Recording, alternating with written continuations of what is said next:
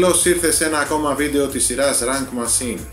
Είμαι ο Πάνος Αντίπας και όπως σε κάθε επεισόδιο, έτσι και σε αυτό θα σου παρουσιάσω τη δισκογραφία ενός από τα πολύ αγαπημένα μου συγκροτήματα της rock μουσικής, ταξινομημένη από το χειρότερο του άλμπουμ προς το καλύτερο, κατά την προσωπική μου πάντα άποψη. Αν σου αρέσουν τα βίντεο που ανεβάζω, μην ξεχάσεις να κάνεις subscribe ή εγγραφή στο κανάλι μου και να πατήσεις και το καμπανάκι, έτσι ώστε κάθε φορά που ανεβάζω ένα βίντεο να σου έρχεται ειδοποίηση στο εικονίδιο του YouTube. Σε αυτό το βίντεο, σειρά έχει ένα από τα πιο αγαπημένα μου συγκροτήματα, Uriah Heep. Τους Uriah Heep τους λατρέψαμε για τις δουλειές που έκαναν στις αρχές της δεκαετίας του 70 με βασικά μέλη τον David Byron, το χαρισματικό αυτό τραγουδιστή και frontman του group, τον Ken Hensley που έπαιζε τα πλήκτρα αλλά έπαιζε και κιθάρες και ήταν ο βασικός συνθέτης του group, και τον Mick Box στην κιθάρα. Γενικά από τα μέσα της δεκαετίας του 70 και μετά παρέλασε αρκετός κόσμος από το group, του οποίου ο ήχος μεταλλάχτηκε. Αρχικά έγινε πιο pop προς τα τέλη της δεκαετίας του 70, στη δεκαετία του 80 ο ήχος εξαμερικανίστηκε και από εκεί και μετά τα τελευταία 30 χρόνια με τον Bernie Shaw ως τραγουδιστή ανακυκλώνουν ένα αναχρονιστικού τύπου hard rock ανακατεμένο με αυτό που ονομάζεται τελευταία progressive metal. Η αλήθεια είναι ότι έχω χάσει το ενδιαφέρον μου για την μπάντα τα τελευταία περίπου 20 χρόνια, κυρίως λόγω του ότι δεν μου αρέσει και πολύ η φωνή του τελευταίου τραγουδιστή, ωστόσο αυτό δεν μειώνει σε τίποτα την αγάπη που έχω για τις μουσικές που έκαναν στα 70's. Τους Uriah Heep live τους είδα μόνο μια φορά στη ζωή μου, στο Ρόδον, στις 13 Οκτωβρίου του 1989, αναπόφευκτα με τον Bernie Shaw στα φωνητικά. Ήταν μάλιστα και μία από τις πρώτες του μέρες στο group. Εντάξει, θυμάμαι ούτε κρύο ούτε ζέστη μου είχε κάνει αυτή η συναυλία. Δεν είναι και ότι καλύτερο να ακούς τα τραγούδια που έχεις αγαπήσει μεν, αλλά με διαφορετικό τραγουδιστή δε. Την παρουσίαση των άλμπουμ θα την κάνω ταξινομημένη από το χειρότερο άλμπουμ προς το καλύτερο και όσοι ήθιστε δεν θα συμπεριλάβω συλλογές ή live albums παρά μόνο τα studio albums που έχουν κυκλοφορήσει. Η Uriah Heep και αυτά είναι συνολικά 24, δεν θα σου μιλήσω όμως για όλα, αλλά για τα 15 από αυτά. Χωρίς άλλα λόγια για εισαγωγή, πάμε να τα δούμε ένα-ένα αυτά τα 15 albums που έχω προκρίνει ως τα καλύτερά τους. Sea of Light του 1995. Για να μην νομίζεις ότι είμαι τελείως προκατηλημένος με την τελευταία περίοδο του group, δηλαδή την Bernie Shaw era, σε αυτή τη θέση έχω αυτό το album, το οποίο θεωρώ ότι είναι το καλύτερο δείγμα αυτής της περίοδου για το είδος που εκπροσωπούν πλέον οι τελευταίοι Uriah Heep. Και είναι κάτι ανάμεσα σε hard rock και αυτό που λέμε τελευταία, που αν και δεν μου αρέσει καθόλου αυτός ο όρος, progressive metal. Προφανώς δεν είναι και κανένα αριστούργημα, αλλά έχει ωραία αγκαζάκια, έχει κάμποσες ωραίες ήρεμες στιγμές, είναι ένα πολύ τίμιο αλμπουμάκι για αυτό που αντιπροσωπεύει. Head First, ένα άλμπουμ που το είχα ευχαριστηθεί πάρα πολύ στην εποχή του. Εντάξει, μικρό παιδάκι ήμουνα, το θυμάμαι με πολύ αγάπη, είχε κυκλοφορήσει γύρω στα 1983, είναι το δεύτερο άλμπουμ με τον φωνακλά, τον Peter Golby ως frontman. Είναι ένα πολύ τίμιο μείγμα hard rock με το AOR της εποχής εκείνης, με πολύ ωραία κομμάτια όπως The Other Side of Midnight, Stay on Top από τα hits του δίσκου, εξαιρετική διασκευή των Lonely Nights του Bryan Adams. Η δεύτερη πλευρά έχει μια απίστευτη εισαγωγή στο Roll Overture σε ένα κομμάτι από τα πιο σπιντάτα του άλμπουμ, το Red Lights, όλο όμως το άλμπουμ ακούγεται πολύ ευχάριστα. Innocent Victim, το δεύτερο άλμπουμ που έβγαλαν οι Uriah Heep μέσα στο 1977 και δεύτερο με τον John Lawton στα φωνητικά. Αρκετά πιο light και πιο pop ήχος σε σχέση με αυτά που ξέραμε, ακόμη και από το αμέσως προηγούμενο από αυτό, το Firefly. Το Innocent Victim είναι ένα ψιλοευχάριστο αλμπουμάκι γι' αυτό, όχι κάτι το εξαιρετικό, μέτρια πράγματα. Το Free and Easy είναι το καλύτερο κομμάτι εδώ που είναι και το πιο heavy από όλα. Το Free είναι ένα πολύ γλυκό τραγουδάκι, το The Dance πολύ καλό, πολύ ιδιαίτερο. Τα υπόλοιπα ακούγονται πολύ ευχάριστα. Το πιο αδύναμο άλμπουμ της David Byron era, το οποίο κατά ένα περίεργο τρόπο το εκτίμησα περισσότερο μετά από την απόκτηση του Live at Shepperton, ενός live που κυκλοφόρησε μετά από αυτό το άλμπουμ και ως επιτοπλίστων βασίστηκε πάνω στα κομμάτια αυτού του άλμπουμ. Wonderworld του 1974. Τελευταίο άλμπουμ της κλασικής line-up του group, τελευταίο με τον Gary Thain στον μπάσο, ο οποίος το Σεπτέμβριο του 1974 έπαθε ηλεκτροπληξία σε μια συναυλία στην Αμερική και σε συνδυασμό με τον εθισμό του σε ουσίες δεν μπόρεσε ποτέ να επανέλθει. Απολύθηκε από το group αρχές του 1975 και δυστυχώς μετά από λίγους μήνες έφυγε και από τη ζωή σε ηλικία μόλις 27 ετών. Πίσω στο Wonderworld, το οποίο δεν έχει κάποιες ιδιαίτερα δυνατές στιγμές, αλλά αν θα έπρεπε να ξεχωρίσω κάποιο κομμάτι από αυτό, είναι τα So Tired, The Easy Road και ένα από τα singles του άλμπουμ, το Suicidal Man. Abominog του 1982. Μετά από μια προσωρινή διάλυση του group και την αποχώρηση του ιδρυτικού μέλους Ken Hensley, του John Slowman από τα φωνητικά, του Trevor Bolder από τον μπάσο και του Ian Clark από τα drums, έχουμε μια εντελώς ανανεωμένη εκδοχή των Uriah Heep με τον Peter Golby στα lead vocals, την επιστροφή του μόνιμου πίσω από τα drums από το 1972, τον Lee Kerslake, τον Bob Daisley στο μπάσο και τον John Sinclair στα πλήκτρα και εξυπακούεται με το μόνο σταθερό μέλος Mick Box στην κιθάρα. Είμαστε στις αρχές της δεκαετίας του 80, ο ήχος του group σε αυτό το άλμπουμ ακολουθεί τις προσταγές της εποχής εκείνης, κυρίως της άλλης πλευράς του Ατλαντικού, και για να κλείσουμε ματάκια να σκεφτούμε τι εκτός των άλλων άκουγε η Αμερική εκείνα τα χρόνια. Toto, Foreigner, Asia, REO Speedwagon, Journey. Πρόσθεσε λίγη αγριάδα σε όλα αυτά, ανακάτεψε τα και λίγο και έχεις το Abominog, το οποίο είναι ένα πάρα πολύ καλό άλμπουμ, είναι πολύ ευχάριστο, είναι πολύ τίμιο. Too Scared to Run, That's the Way That It Is, Hot Persuasion, Think It Over. Πολύ καλά κομμάτια, όλο το άλμπουμ πάρα πολύ καλό. Fallen Angel του 1978, τρίτο και τελευταίο άλμπουμ με τον John Lawton στα φωνητικά, πολύ καλύτερο από το προηγούμενο από αυτό, από το Innocent Victim. Τρία τραγουδάκια που μου αρέσουν πάρα πολύ εδώ είναι το πολύ γρήγορο Falling in Love, η σπαρακτική μπαλάντα Come Back to Me και το σε στυλ rock and roll One More Night, που ήταν και τα πρώτα τραγούδια, που άκουσα από το Uriah Heep με τραγουδιστή τον John Lawton και που υπήρχαν σε μια βιντεοκασέτα βιογραφία των Uriah Heep που την έβλεπα πολύ στα teens μου. Easy Living the History of Uriah Heep. Εξαιρετικό κομμάτι είναι και το I'm Alive που το έχει γράψει μόνο στο John Lawton και αρκετά συμπαθητικό και το Love or Nothing. Sweet Freedom από το 1973. Το Seven Stars για το λόγο που ξεκινάει με το στίχο Don't try to be anything else than what you are.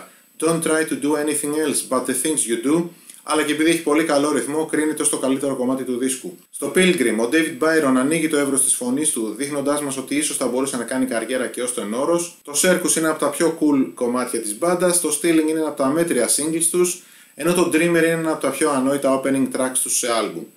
Από τα καλούτσικα albums με μπροστάρι τον David Byron, καθώς από αυτό το άλμπουμ και μετά, κατά γενική ομολογία, το group θα πάρει την κάτω βόλτα. High and Mighty του 1976. Το άλμπουμ αυτό ξεκινάει πολύ δυναμικά με ένα αρκετά heavy κομμάτι, το One Way or Another, στο οποίο πρώτη φωνή κάνουν οι Wetton και Hensley. Ακολουθεί μία από τις πιο power μπαλάντες των Uriah Heep, το εξαιρετικό Weeping Silence.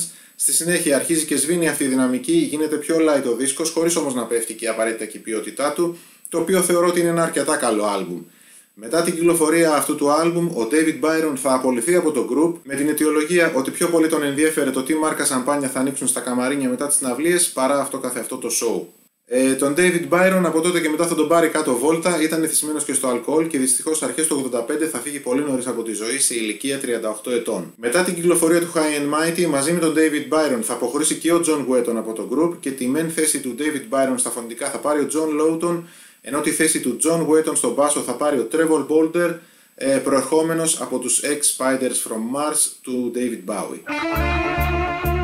Firefly, η υψηλότερη σφήνα άλμπουμ των Uriah Heep χωρίς τον David Byron στα φωνητικά, τον οποίο έχει αντικαταστήσει ο εξαιρετικός John Lawton. Ίσως ο τελευταίος πολύ καλός τραγουδιστής που πέρασε από το group. Το Firefly είναι ένα πάρα πολύ καλό άλμπουμ, σχεδόν όλα τα τραγούδια τα έχει γράψει ο Ken Hensley και το κομμάτι που το εκτοξεύει είναι το Sympathy, κομμάτι το οποίο θεωρώ ότι όχι μόνο είναι το καλύτερο της μπάντας χωρίς τη φωνή του David Byron, αλλά είναι και ένα από τα καλύτερα των Uriah Heep. Επίσης πολύ καλά κομμάτια μέσα στο Firefly είναι το The Hanging Tree, το Wiseman, το Rolling On και το ομώνυμο που κλείνει το δίσκο.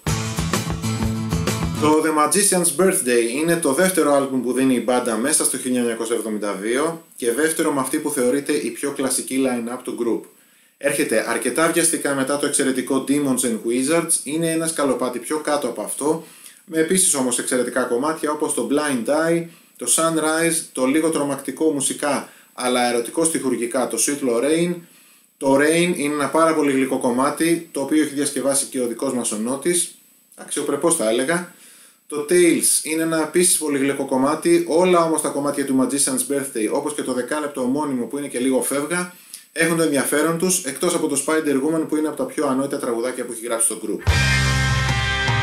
Το Return to Fantasy του 1975 είναι ένα καταπληκτικό άλμπουμ εντελώς διαφορετικό από όλα τα υπόλοιπα των Uriah Heep με αρκετά psych ήχο. Ο Ken Hensley και ο John Wetton με τα διάφορα synthesizers που παίζουν δίνουν μια πολύ όμορφη πολυφωνία στο άλμπουμ που μου αρέσει πάρα πολύ. Υπάρχουν κάποιες πολύ δυνατές στιγμές στο άλμπουμ όπως το ομώνυμο κομμάτι, το Beautiful Dream, το Devil's Daughter, Έχει κάποια πιο γλυκά κομματάκια όπως το Your Turn to Remember και το Why Did You Go. Γενικά κρίνω όμως ότι το άλμπουμ δεν έχει ούτε ένα αδύνατο κομμάτι και θεωρώ ότι είναι και από τα πιο υποτιμημένα τους.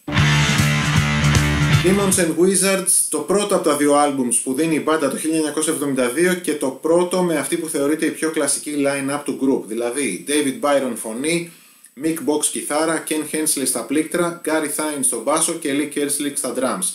Είναι ένα εμβληματικό άλμπουμ, είναι εξαιρετικό, είναι από τα καλύτερά τους. Εδώ υπάρχουν κάποια από τα πιο κλασικά κομμάτια του group όπως The Wizard, Easy Living, απίστευτο μπάσο από τον Gary Thyne στο Easy Living, αλλά και τα Traveler in Time, Circle of Hands, Rainbow Demon και The Spell είναι εφάμιλα σε ποιότητα. Εκτός βέβαια από τα 2-3 δυνατά κομμάτια που έχει το άλμπουμ, είναι ένα σχετικά χαμηλών τόνων άλμπουμ, με πολύ όμορφες και γλυκές μελωδίες και με μπόλικο συναίσθημα. Τώρα, μπορεί η κλασική line-up του group να ξεκινάει από το Demons and Wizards και μετά και για 4 albums, όμως εμένα μου αρέσουν πιο πολύ τα 3 πρώτα albums που κυκλοφόρησαν οι Uriah Heep με σταθερούς τους Box, Byron, Hensley και Newton στο μπάσο και με drummers που πηγαίνουν-ερχόντουσαν. Salisbury, το πιο progressive rock album των Uriah Heep, καθώς επίσης και ένα από τα πιο σκοτεινά τους. Το αριστουργηματικό ομώνυμο 16 λεπτό κομμάτι, το οποίο φλερτάρει με την κλασική και την jazz, είναι ένα κομμάτι ομολογουμένως τελείως έξω από οτιδήποτε άλλο έκανε το group στο μέλλον και δεν ξέρω αν θεωρήθηκε ένα αποτυχημένο πείραμα, πάντως εμένα ως φαν της πολυφωνίας μου αρέσει πάρα πολύ. Το Lady in Black, χωρίς λόγια, είναι από τα πιο εμβληματικά κομμάτια όχι μόνο των Uriah Heep αλλά γενικά της rock μουσικής. Όλα τα κομμάτια του άλμπουμ είναι εξαιρετικά. Bird of Prey, The Park, Time to Live, για μένα ένα εξαιρετικό άλμπουμ, κυκλοφόρησε με 2 διαφορετικά εξώφυλλα σε Ευρώπη και Αμερική. Very heavy, very humble. Πολύ βαρύ, πολύ ταπεινό. Όνομα και πράγμα. Είναι το ντεμπούτο άλμπουμ των Uriah Heep, ένα από τα πιο heavy άλμπουμ τους. Φέρει έναν από τους πιο ταιριαστούς τίτλους για άλμπουμ rock συγκροτήματος. Ίσως δεν είναι τυχαίο που ο Ken Hensley απουσιάζει τελείως από όλες τις συνθέσεις, τις οποίες υπογράφουν σχεδόν όλες οι Box και Byron, και σε κάποιες από αυτές έχει βάλει και το χεράκι του και ο Paul Newton, ο πρώτος μπασίστας των Uriah Heep στα πρώτα 3 εξαιρετικά τους άλμπουμς. Εδώ υπάρχει ένα από τα πιο κλασικά τραγούδια των Uriah Heep που λογικά πρέπει να το έχουν παίξει σε όλες τους τις συναυλίες, το Gypsy. Όμως εκτός από το Gypsy, εδώ υπάρχουν ακόμα η απίστευτη μπλουζιά Lucy Blues, το αλληγορικό ντουέτο του David Byron με τον αυτό του στο αντιπολεμικό Come Away Melinda, και όπως λέει και ο τίτλος του άλμπουμ, τα πολύ πιο βαριά και πιο ταπεινά Dreamer, I'll Keep On Trying, Walking In Your Shadow, Real Turn On. Είναι εξαιρετικά κομμάτια, όλο όμως το άλμπουμ είναι εξαιρετικό.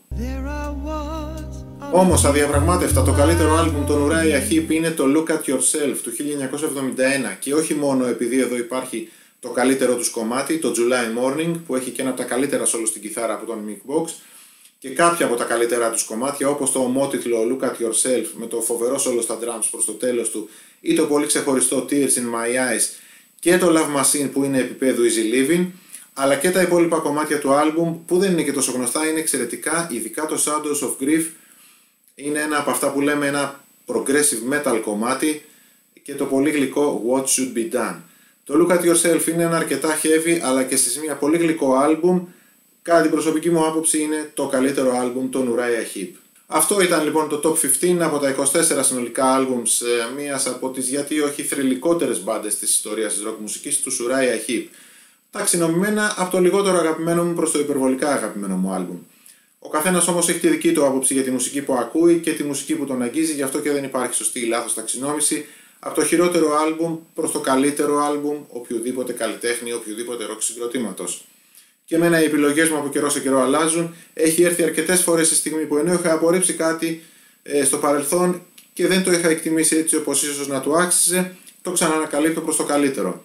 Πολύ πιθανό εσύ, ο οπαδός των Uriah Heep που είδες το βίντεο μέχρι αυτή τη στιγμή, να διαφωνείς με πολλές από τις επιλογές μου, αλλά αυτή είναι η μαγεία της μουσικής. Μιλάει διαφορετικά στην ψυχή του καθενός μας. Αν σου άρεσε το βίντεο που μόλις παρακολούθησες και διασκέδασες το ranking των albums των Uriah Heep, όπως και εγώ διασκέδασα την όλη διαδικασία, κάνε like, κάνε subscribe στο κανάλι μου, πάτα και το καμπανάκι έτσι ώστε κάθε φορά που ανεβάζω ένα βίντεο να σου έρχεται ειδοποίηση. Να είσαι καλά και σε περιμένω σε κάποιο άλλο βίντεο της σειράς Rank Machine.